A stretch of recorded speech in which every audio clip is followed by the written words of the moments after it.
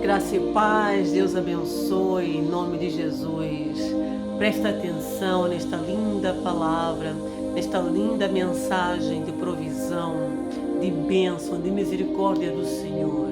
Esta palavra de poder, esta palavra que revela que para Deus nada é impossível. Esta palavra que revela que aconteça o que acontecer, independente do cenário em que tu vives, se confiares no Senhor, Ele pode mudar as circunstâncias da tua vida. Ele usa, Ele levanta quem Ele quiser, para através dessa pessoa, para através desse personagem, mudar a história da tua vida, trazer provisão para a tua casa, trazer sustento para a tua casa em tempos de escassez. Amém? Abra comigo a sua Bíblia no livro de 1 Reis, capítulo 17, a partir do versículo 1, e acompanhe comigo, assim diz a palavra. Elias, o tesbita, que habitava em Gileade, declarou a Acabe: tão certo como vive Javé, o Senhor Deus de Israel, a quem sirvo, juro em nome do Eterno, que não cairá orvalho, nem chuva, nos anos que se seguirão, exceto mediante a minha palavra. Depois disso, a palavra de Javé veio a Elias ordenando: retira-te daqui, vai para leste e refugia-te perto do ribeiro de Querite, a leste do Jordão. Beberás do ribeiro, e eu ordenei aos corvos que ali te deem alimento. Então Elias partiu e fez tudo conforme a palavra de Javé. Foi morar perto do riacho de Querite, a leste do Jordão. Os corvos lhe traziam pão e carne pela manhã, como também pão e carne ao pôr do sol, e ele saciava sua sede nas águas do ribeiro. Entretanto, passados alguns dias, a torrente secou, porquanto as chuvas haviam cessado sobre a terra. Então a palavra do Senhor lhe foi dirigida nestes termos: apronta-te e vai viver em Sarepta, cidade que pertence ao território de Sidom. Ordenei ali a uma viúva que te providencie o teu sustento. Ele partiu em direção a Sarepta, e quando chegou à entrada da cidade, estava ali uma viúva apanhando lenha. Ele a chamou e lhe solicitou: traz-me, por favor, uma vasilha com um pouco de água para que possa saciar minha sede. Quando ela estava se retirando para buscar a água, ele a chamou uma vez mais e lhe pediu: por favor, traz-me também um pedaço de pão.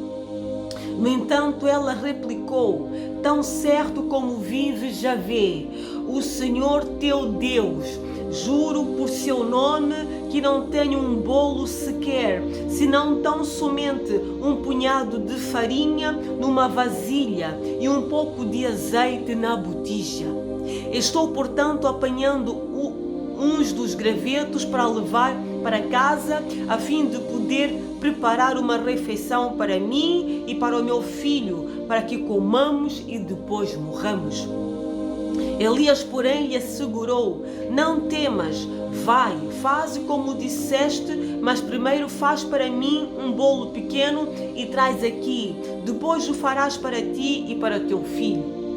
Porquanto assim diz Javé, o Senhor Deus de Israel: a farinha da vasilha não se esgotará, e o azeite da botija jamais faltará, até o dia em que Javé fizer chover sobre a terra. Amém? Glória a Deus, aleluia.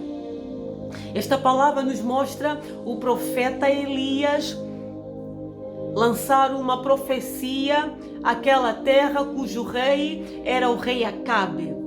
O profeta declarou que nos anos que se seguiriam não cairia orvalho e nem chuva. Aquela região passaria um tempo de escassez, um tempo de fome, um tempo de seca, onde faltaria pão e água. Então o profeta o Senhor, envia o seu profeta para junto do ribeiro de Querite.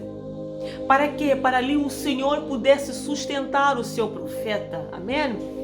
O profeta Elias passou a saciar a sua sede através das águas daquele riacho. E se alimentava do quê? De pão e carne.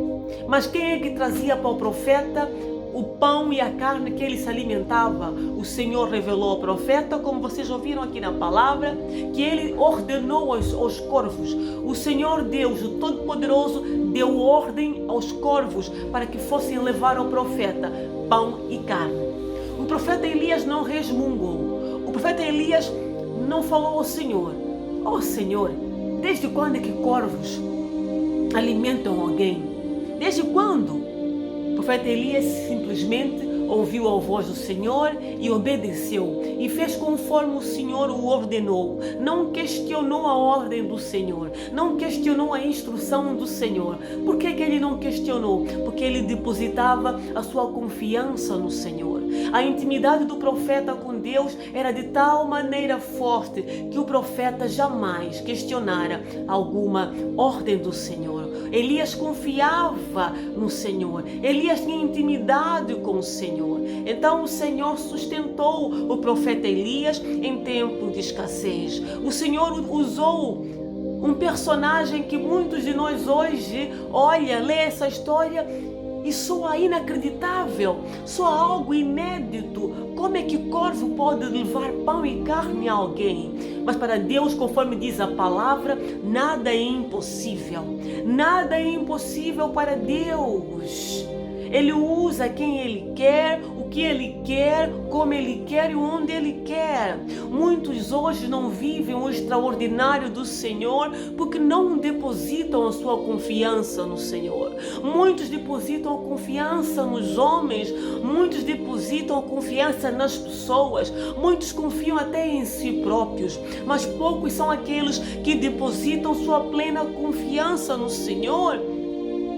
Por isso, porque não depositam sua confiança no Senhor, não vivem o extraordinário, não vivem milagres, não vivem um terço daquilo que o profeta Elias viveu, porque falta confiar no Senhor. E só confiamos no Senhor quando temos intimidade com o Senhor, quando temos relacionamento com o Senhor. O problema hoje é que também escasseia por parte das pessoas relacionamento com Deus. Quantas são as pessoas que se relacionam, que têm intimidade com o Senhor? Poucos são aqueles hoje que ainda se relacionam com o Senhor, que ainda têm intimidade com o Senhor. Meus irmãos, só perde quem se afasta do Senhor, quem se esconde do Senhor, quem não tem a mínima curiosidade de conhecer esse Deus maravilhoso, esse autor da vida, esse Deus que está disposto a abençoar. Ele é o provedor. Ele não só nos enche de pão e carne e água, como Ele também nos enche de vida.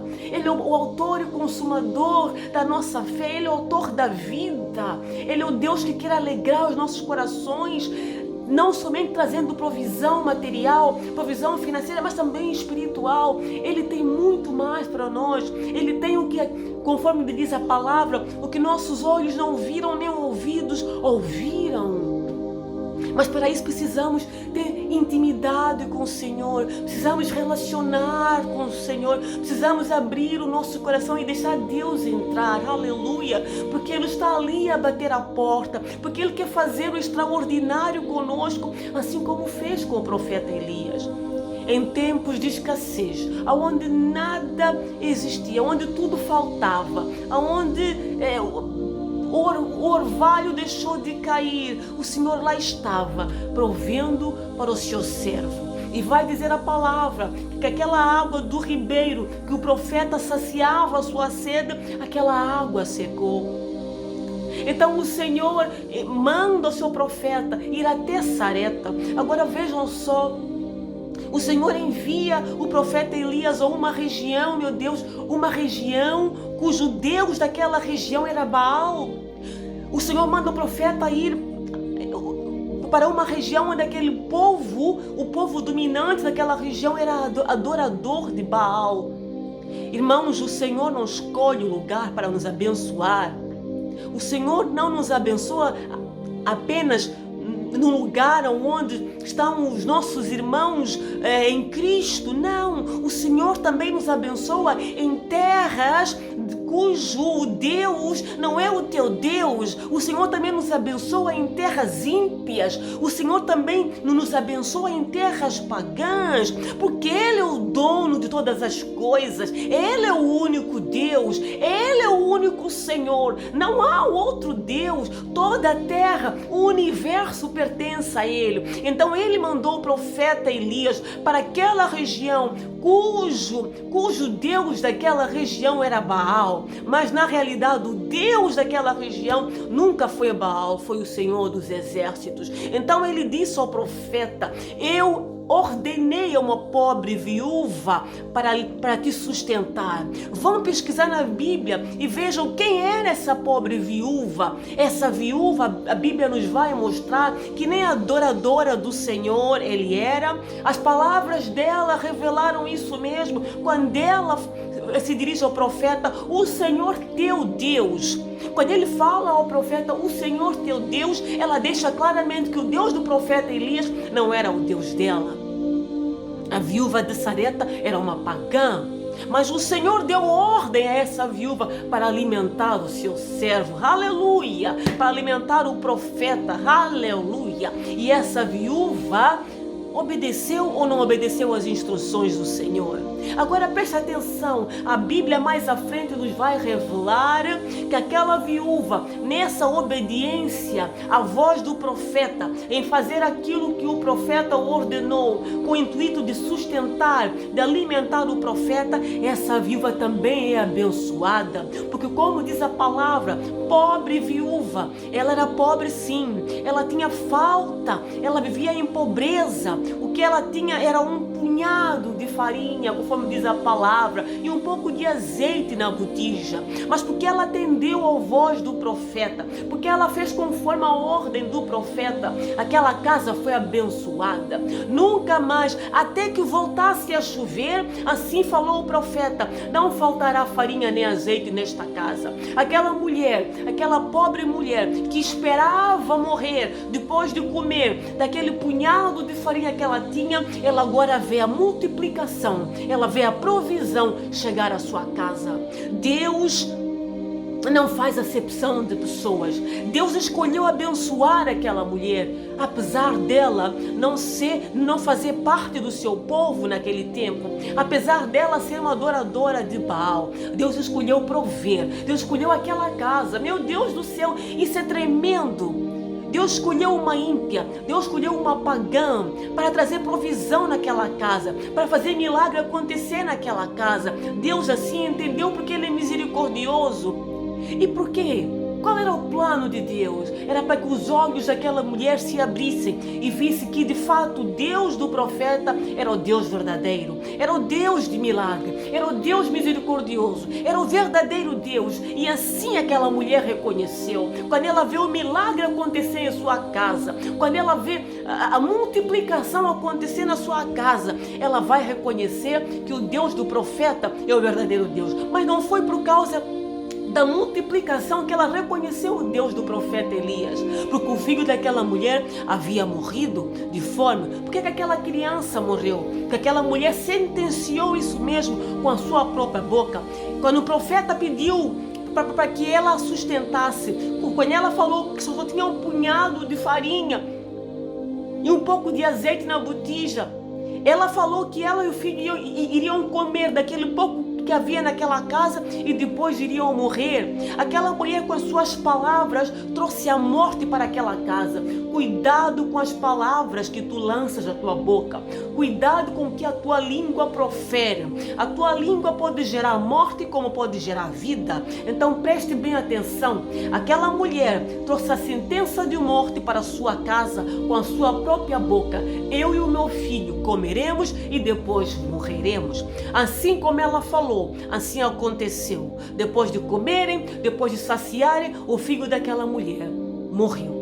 Mas louvado seja Deus, estava um profeta naquela casa, aleluia. O primeiro milagre da ressurreição acontece naquela casa. O primeiro milagre da ressurreição acontece em casa de uma pagã, acontece em casa de uma adoradora de Baal. Veja como Deus atua. Essa mensagem é para aqueles que gostam de condenar, é para aqueles que não se sentam à mesa, é para aqueles que dizem que não se sentam à mesa com pessoas que não têm a mesma fé que eles, é para aqueles que dizem que não se sentam à mesa, que pessoas adoram, com aquelas pessoas que adoram um Deus diferente que o delas. Esta mensagem é também para aquelas pessoas que dizem que não se sentam à mesa com gente imunda, com gente ímpia, com gente pagã. Mas aqui está o Senhor dos Exércitos a operar o primeiro milagre da ressurreição em casa de uma pagã, em casa de uma adoradora de Baal.